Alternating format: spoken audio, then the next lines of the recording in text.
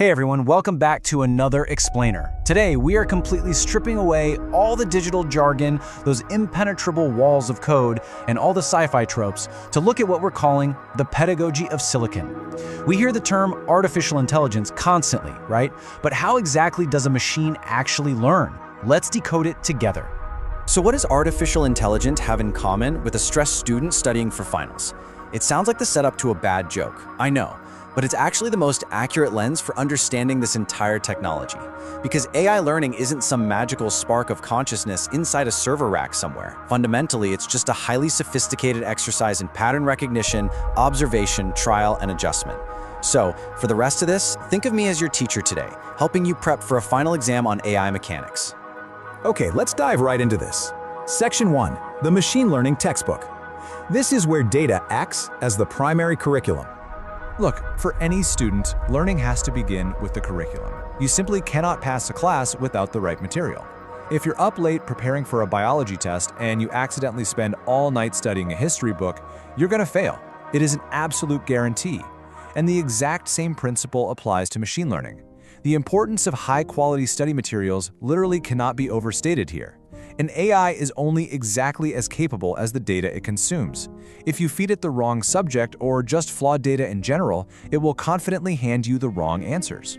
But here is where our whole student analogy kind of shifts into overdrive when it comes to scale.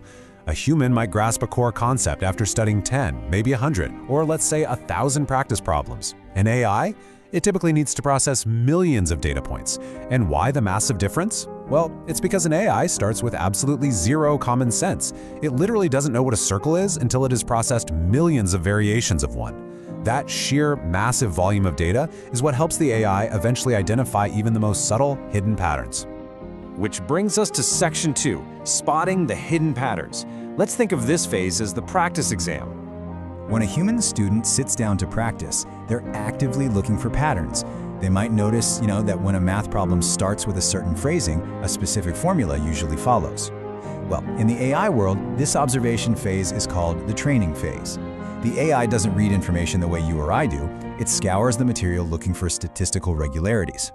Let's look at a concrete example of this pattern recognition in image classification. How does an AI actually know it's looking at a photo of a cat versus a dog? It doesn't see a furry friend. Instead, through its training, it calculates that a pointy ear shape strongly correlates with a cat, while a specific type of fur texture strongly correlates with the dog. Now, what's really interesting here is how perfectly this aligns with our academic analogy. In machine learning, isolating those specific traits is called feature extraction. This is exactly like a student going through a massive textbook with the yellow highlighter and only highlighting the bolded text. The AI is simply learning to identify and extract the specific traits in the data that reliably correlate with the correct answer on the test. So the AI has highlighted its features, and it goes ahead and makes its very first attempt, the initial guess. And honestly, just like a student taking a practice test on day one of studying, this first attempt is usually not brilliant. It is essentially just a random prediction based on the very limited data it has observed so far. Which leads us to a vital question. What happens when the AI's initial guess is just completely, utterly wrong? Imagine it confidently labels a picture of a dog as a cat. How does actual intelligence begin to form when those inevitable, glaring mistakes happen? Well, welcome to Section 3, the ultimate answer key. This is all about feedback loops and error correction. Because real learning, it doesn't actually happen while taking the practice test. It happens during the feedback loop when you confront your errors. It's that critical moment when a student flips to the back of the textbook to check the answer key. And this brilliantly illustrates the engine of machine learning, which is the iterative cycle. Step 1, you make the initial guess. Step 2, you check the answer key. Step 3, you adjust the logic.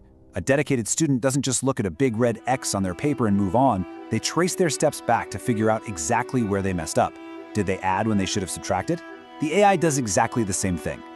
In the AI world, that error is defined by something called the loss function. It is the mathematical distance between what the AI guessed and reality. It is the exact, precise measurement of the mistake. Basically, it's the numerical equivalent of realizing you confidently answered 5 when the grading key clearly says 10. Once the AI calculates that exact loss, it performs an adjustment process called backpropagation. It sounds complex, but it just means tracing its steps backwards through its own internal logic. Remember our image classification example from earlier?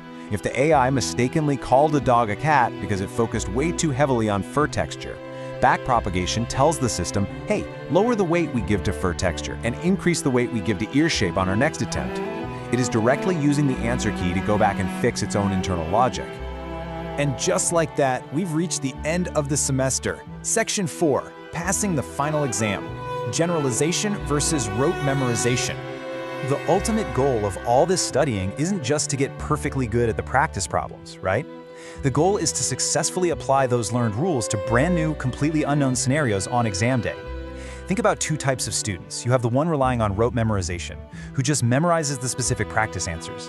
The second the numbers change slightly on the real exam, they panic and fail. Then you have true understanding, the student who grasps the underlying logic and can comfortably apply it to brand new math problems they've never seen before.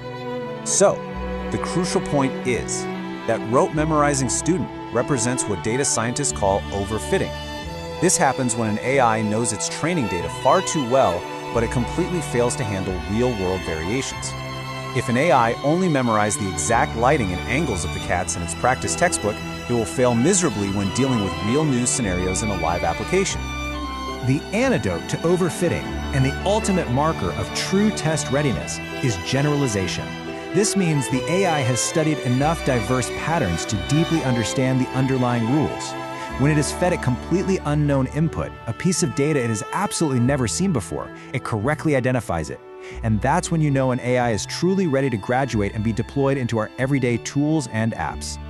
Let's look at this quote to really bring everything together today. AI learning is not a magical spark of consciousness, it is an iterative cycle of refinement. And AI's vast intelligence is, at the end of the day, simply the sum of its practice volume, the quality of its textbook materials, and its mathematical ability to learn from the answer key. Which leaves us with this final, kind of provocative thought to take away from this explainer. If an AI's readiness and real-world intelligence is truly just a reflection of its study materials, what blind spots might be hidden in the textbooks we feed it? I mean, if the curriculum is flawed, biased, or incomplete, the student will be too. It is a vital thing to ponder the next time you're marveling at what a brand new AI model can do. Thanks so much for learning with me today, and I'll catch you on the next explainer.